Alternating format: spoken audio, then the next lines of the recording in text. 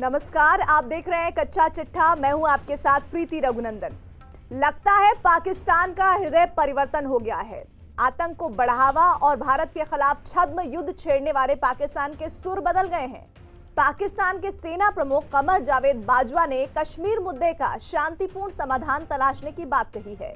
भारत के विदेश मंत्रालय ने बाजवा के बयान का स्वागत भी किया है, लेकिन सवाल यह है कि सीमा पर साजिशें रचने वाला पाकिस्तान अचानक शांति पाठ क्यों करने लगा? क्या भारत के डर से पाकिस्तान बैकफुट पर आ गया है, या एक बार फिर आतंकिस्तान अपनी छवि सुधारने के लिए पैंतरेबाजी कर रहा है? पाकिस्तान के सेना प्रमुख कमर जावेद बाजवा के बयान के मायने क्या हैं? इन तमाम सवालों के जवाब तलाशती हमारी ये एक्सक्लूसिव रिपोर्ट देखिए।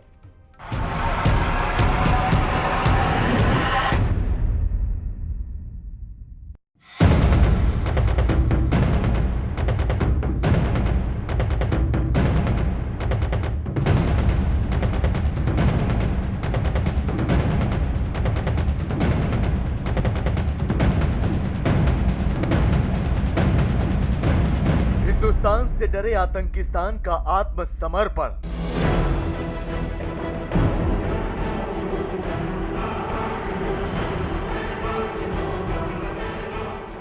कश्मीर मुद्दे पर बुज़दिल बाजवा का शांति पाठ।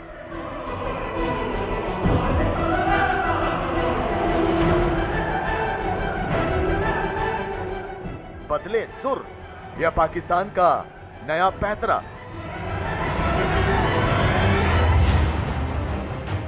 पाकिस्तान की हुकूमत यानी इमरान खान, पाकिस्तान की फौज यानी जनरल कमर जावेद बाजवा, आतंकिस्तान की सल्तनत चला रही यही वो दो शख्सियतें हैं जो भारत के खिलाफ साजिशों का मकर जाल बुनती रही। यही वो दो लोग हैं जो इतिहास को अपना उद्देश्य बनाते हुए हिंदुस्तान से अदावत मोल लेते रहे। दहशतगर्दी को जरिया बनाकर इन दोनों ने भारत के खिलाफ छद्म युद्ध वाले पुराने एजेंडे को और धार देने का ही काम किया है।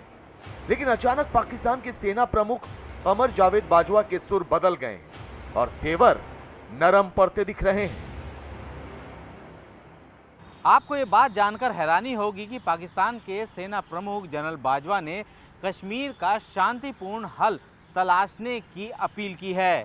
साथ ही उन्होंने हर दिशा में शांति का हाथ बढ़ाने की भी बात की है।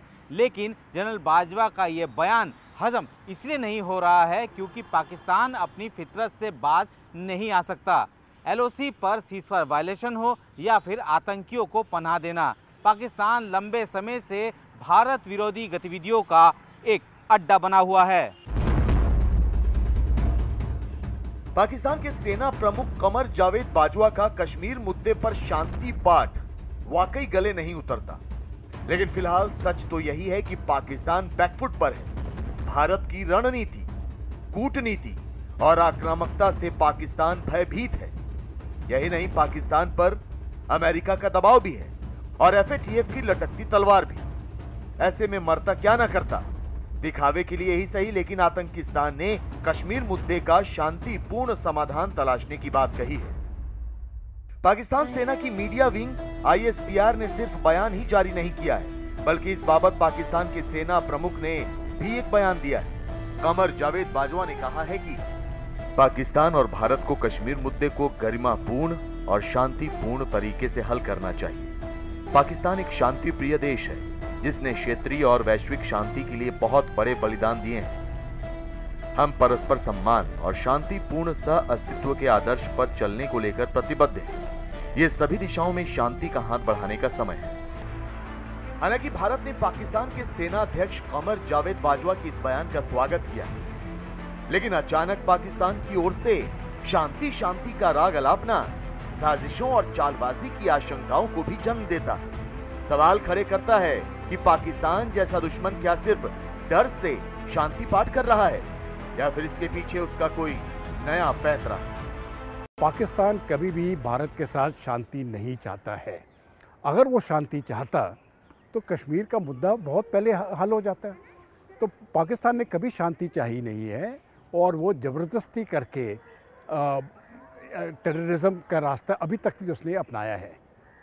अगर असलियत में पाकिस्तान शांति चाहता है, जो जितने भी टेररिस्ट कैंप्स हैं पाकिस्तान में, अगर वो उनको बंद कर दे तो मैं समझता हूँ ये जो मसला जो है ये बहुत जल्दी हल हो सकता है। पाकिस्तान के प्रधानमंत्री इमरान खान न्याजी बयान देते हैं, मैं नहीं समझता हूँ इनके ऊपर कभी भी भरोसा किया जा सकता है।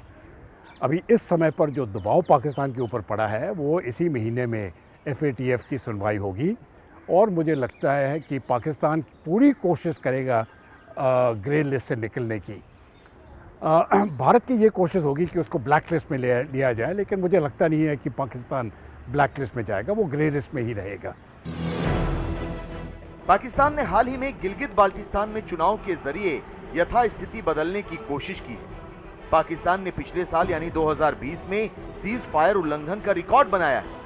यही नहीं, पाकिस्तान ने आतंकियों को प्रशिक्षित कर भारत में दाखिल कराने की कोशिश की है, जिसमें उसे भारतीय सेना के ऑपरेशन ऑल आउट से तगड़ी चोट पहुंची।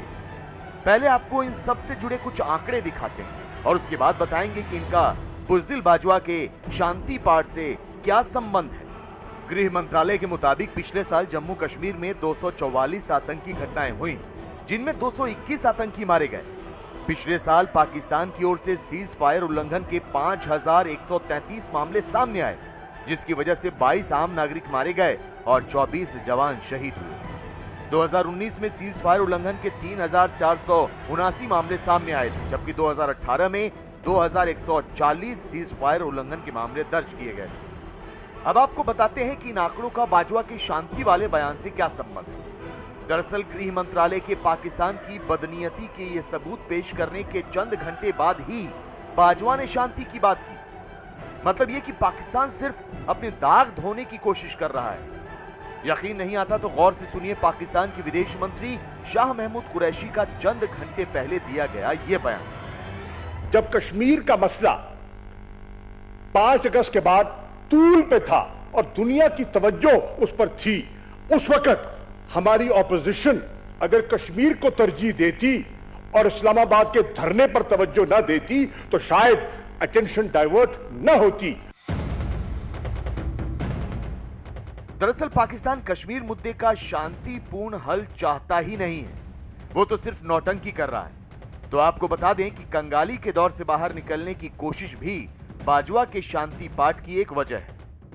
आपको जानकर शायद हैरानी होगी कि पाकिस्तान के प्रधानमंत्री इमरान खान ने इस्तीफा देने की पेशकश तक कर दी है। इमरान खान ने कहा है कि मैं कल इस्तीफा दे दूंगा अगर विपक्षी दलों के नेता लूटे हुए पैसे को राजकोष में जमा कर दें। जाहिर है इमरान खान विपक्षी दलों को चुनौती नहीं दे रहे, बल्कि अपने देश के दिवालियेपन का इकरार कर रहे हैं। जबकि सच्चाई तो यही है कि पाकिस्तान की अर्थव्यवस्था को वेंटिलेटर तक पहुंचाने में और किसी का नहीं बल्कि इमरान खान का ही कसूर है। भारत से अदावत और आतंक नीति ने पाकिस्तान को तबाह कर दिया है। ये जो धमकी इमरान खान ने दी है, जितने भी पाकिस्तान के पॉलिटिकल पार्टीज और लीडर्स हैं, ये तो सही बात है कि उन्होंने बहुत धन लूटा है अपने देश से और वो धन वापस वो बाहर के देशों में रखा हुआ है। इसमें मुझे लगता है इमरान खान भी शामिल हैं। तो वो ये नहीं कह सकते हैं कि सिर्फ वही एक क्लीन पॉलिटिशियन है पाकिस्तान में, उनकी भी वो भी बाकी पॉलिटिशियन की तरह वो भी वैसे ही है। इमरान खान साहब अभी तक नहीं बताते हैं कि उसकी टैक्स रिटर्न में कितना पैसा देते हैं वो, तो वो टैक्स की भी चोरी करते हैं। पाकिस्तान जिस शाख पर बैठा है उसी को काटने की वो कोशिश कर रहा है। चीन से दोस्ती और आतंक से हाथ मिलाकर उसने अपनी बर्बादी की तारीख मुकर्रर कर दी है। ऊपर से भारत से दुश्मनी ताबूत में आखिरी कील की तरह काम कर रही है। इन हालात में वो शांति पाठ भले कर ले, लेकिन उस पर यकीन कोई नहीं करेगा।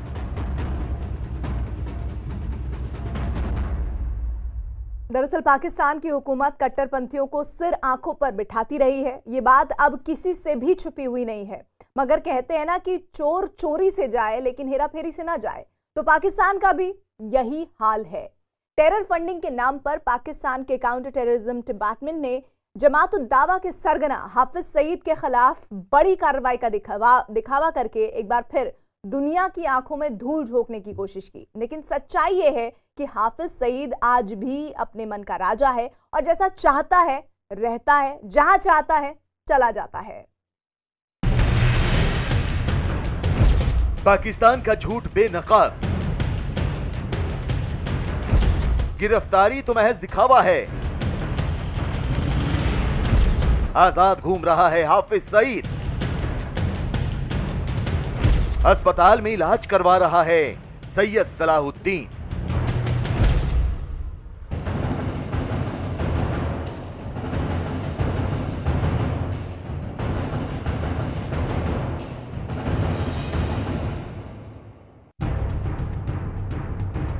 मुंबई में आतंकवादी हमले का मास्टरमाइंड लश्कर-ए-तैयबा का सरगना हाफिज सईद है। यह बात किसी से छिपी नहीं है।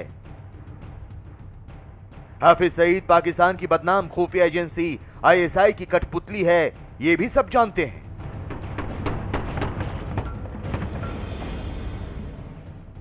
हाफिज सईद पाकिस्तान की खुफिया एजेंसी आईएसआई के इशारे पर काम करता है, यह भी सबको मालूम है।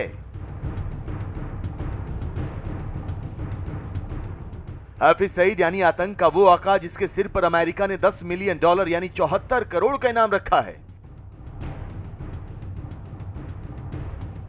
ये वही हाफिज सईद है जो खुलेआम भारत के खिलाफ जहर भी उगलता रहता है। साल का बड़ा हिस्सा चंद दिन बाकी रह गए हैं, लेकिन इंशाल्लाह हमारी जद्दोजहद जारी रहेगी।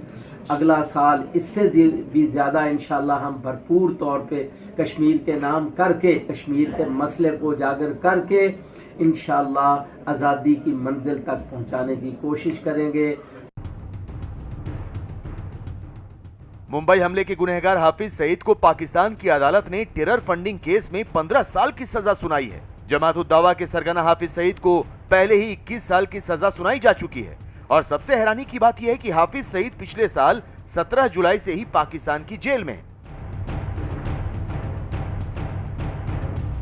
लेकिन अगर हम आपसे ये कहें कि यह महज दिखावा है तो शायद आप यकीन नहीं करेंगे, लेकिन सच यही है, वो सच जिस पर पाकिस्तान की हुकूमत ने कानूनी कार्रवाई का लिबास डाल दिया है ताकि दुनिया की आंखों में धूल झोंकी जा सके। पाकिस्तान के काउंटर टेरर डिपार्टमेंट यानी सीटीडी ने हाफिज सईद और उसके 12 करीबियों के खिलाफ टेरर फंडिंग के 23 केस दर्ज किए। पाकिस्तान के अधिकारियों के मुताबिक ये लोग ट्रस्ट से रकम जुटाकर उसका इस्तेमाल आतंकवाद को बढ़ावा देने के लिए कर रहे थे। काउंटर टेरर डिपार्टमेंट के मुताबिक जमात-उद-दावा और उसके करीबी 5 ट्रस्ट का इस्तेमाल आतंकवाद को बढ़ावा देने के लिए कर रहे थे, जिसमें हाफिज सईद जमात का प्रमुख है। एफआईआर में जमात-उद-दावा के अलावा लश्कर-ए-तैयबा और फलाह-ए-इंसानियत फाउंडेशन का नाम भी शामिल है। इन सब के बावजूद अगर दुनिया भर की एजेंसियां इस बात को अच्छी तरह से समझ रही हैं कि पाकिस्तान की ये कार्रवाई महज एक आई वॉश यानी दुनिया की आंखों में धूल झोंकना है, और असलियत ये है कि हाफिज सईद पाकिस्तान में जो चाह रहा है, जहां चाह रहा है और जैसे चाह रहा है वैसा ही सब कुछ हो रहा है। न्यूज 18 को मिली एक्सक्लूसिव जानकारी के मुताबिक खुफिया एजेंसियों को पता चला है कि लश्कर-ए-तैयबा का सरगना और ग्लोबल आतंकी हाफिज सईद जनवरी के आखिरी हफ्ते में लाहौर से काला पहाड़ के पसरूर इलाके में गया था और वहां एक जलसे में शिरकत की थी। हाफिज सईद पाकिस्तान के सियालकोट जिले में एक जलसे में देखा गया था। हाफिज सईद किसी जलसे में जाए और आतंक की बात न कहे, ऐसा नहीं हो सकता। अपनी फितरत और आदत के मुताबिक इस 74 करोड़ के इनामी आतंकी ने वहां भी हिंदुस्तान के खिलाफ जहर उगला। पाकिस्तान में हाफिज सईद अपनी मर्जी का मालिक है और उसे खुली छूट हासिल है। वो अपनी मर्जी के मुताबिक आम लोगों की नजरों से दूर है, चोरी छुपे एक जगह से दूसरी जगह बड़े ही आराम से जा रहा है। इनको सारी फैसिलिटी वहाँ पे दे दी जाती है और वहाँ से ये घूमते फिरते भी रहते हैं। जैसे कि आपकी अभी इस रिपोर्ट से पता चला है कि वो लाहौर के पास इन्हीं ने मीटिंग भी एड्रेस की और इस तरह की पता नहीं कितनी मीटिंग्स वो कर चुके होंगे। इसलिए कि सारा लश्कर-ए-तैयबा का काम वो देखते रहते हैं, दिखाने के लिए दूसरे लोग हैं। तो ये उनका ये स्ट्रेटजिक एसेट होने की वजह से सेना इनके परवाह सकती नहीं करती है। और दूसरी बात ये कि इनकी जो रुतबा है वो मैं समझता हूँ प्राइम मिनिस्टर से भी कहीं आगे हो चुका है। पाकिस्तान में इमरान खान की हुकूमत ने पूरी कोशिश की थी कि वो किसी तरह एफएटीएफ के चंगुल से बाहर निकल जाए। पाकिस्तान भरसक कोशिश कर रहा है कि उसे एफएटीएफ की ग्रे लिस्ट से छुटकारा मिल जाए, मगर अभी तक ऐसा हो नहीं सका, क्योंकि उसकी सबसे बड़ी वजह यह है कि पाकिस्तान की हुकूमत ने अपने आस्तीन में आतंक के अजगरों को पाल रखा है। हाफिज सईद के अलावा एक और नाम ऐसा है जो पाकिस्तान की मुसीबत और इस दुश्वारी का सबसे बड़ा कारण बना हुआ है, और वो नाम है सैयद सलाहुद्दीन, जिसके बारे में खुफिया एजेंसियों का अंदाजा है कि वो इन दिनों बेहद बीमार है और इस्लामाबाद के फौज के अस्पताल अल कदमत हॉस्पिटल में पाकिस्तान की सेना और खुफिया एजेंसी ISI की देखरेख में इलाज करवा रहा है। सैयद सलाहुद्दीन को सोमवार को इस्लामाबाद के अल कदमत हॉस्पिटल में इलाज के लिए भर्ती कराया गया है।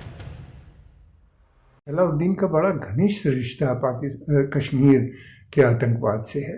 ये मेरा समझ से ये देखा जाए तो ये नए दौर के, ये जो 90s के दशक से शुरू हुआ था, उसके ये पहले आतंकवादी हैं जो आए। इन्हीं ने ही आतंकवाद शुरू किया। इनके साथ साथ JKLF, ये दो संस्थाएं काफ़ी समय से वहाँ पे आतंकवाद फैला रही थी।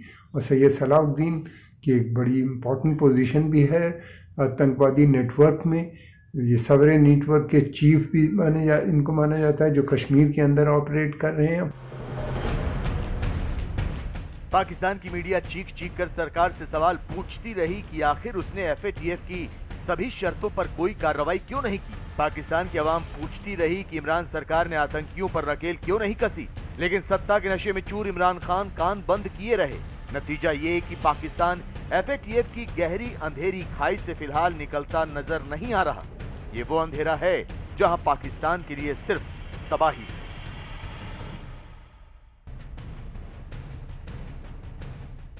पाकिस्तान ने हाफिज सईद के खिलाफ कार्रवाई का नाटक जरूर किया, लेकिन उसके आतंकी नेटवर्क पर लगाम लगाने की कोई कोशिश कभी नहीं की। इसके अलावा पाकिस्तान के तालिबान के साथ हाथ मिले हुए हैं। पाकिस्तान ने कश्मीर में हिंसा फैलाने के लिए अल बद्र नाम का नया संगठन खड़ा कर दिया है, जिसके बारे में खबर यही है कि इसे भी लश्कर तैयबा का ही हिस्सा माना जाता है। लिहाजा पाकिस्तान की इन तमाम दिखावे को देखते हुए FATF ने उसे ग्रे लिस्ट दिखा दी है। FATF ने जो फैसला किया है उसकी वजह से इमरान खान और उनकी पूरी हुकूमत सदमे की हालत में। दरअसल पाकिस्तान को पहली बार 2012 में FATF की ग्रे लिस्ट में डाला गया था। गरज ये थी कि पाकिस्तान सुधर जाएगा और आतंकियों के खिलाफ कार्रवाई करेगा, मगर उसने ऐसा नहीं किया। लिहाजा 2015 तक पाकिस्तान को उसी ग्रे लिस्ट में रखा गया। 2015-16 में पाकिस्तान ने अपने यहां आतंकियों पर नकेल कसने की कार्रवाई करने का जो नाटक किया, उसका फायदा भी उसे मिला और उसे ग्रे लिस्ट से बाहर कर दिया गया। लेकिन पाकिस्तान की चाल का पता दुनिया को चल गया। लिहाजा 2018 में उसे फिर उसी ग्रे लिस्ट में डाल दिया गया। जाहिर है पाकिस्तान में हाफिज सईद को एक बार फिर दिखावे के तौर पर टेरर फंडिंग के इल्जाम में सजा सुनाई गई है, मगर हकीकत कुछ और ही है। हाफिज सईद पाकिस्तान में एक आजाद पंछी है जो जब चाहता है, जहां चाहता है, उड़ जाता है। यानी पाकिस्तान खुलेआम संयुक्त राष्ट्र सुरक्षा परिषद और FATF के कायदे कानूनों की धज्जियां उड़ा रहा है। FATF का काम मनी लॉन्ड्रिंग का है। जो पैसा आतंकवाद को जाता है उसको रोकना है। पाकिस्तान के ये जो कॉस्मेटिक, उन्हीं ने जो स्टेप्स लिए थे, जो कदम उठाए थे, उनके बहकावे में नहीं आना चाहिए। मैं समझता हूँ अभी जो मीटिंग कुछ दिनों के बाद होने वाली है उसमें पाकिस्तान को सीधे सीधे ब्लैक लिस्ट में उन्हें डालना चाहिए। अगर ऐसा नहीं करते हैं तो मैं समझता हूँ FATF की जो प्रेस्टीज है, जो असर है, उसके ऊपर भी असर पड़ने लगेगा।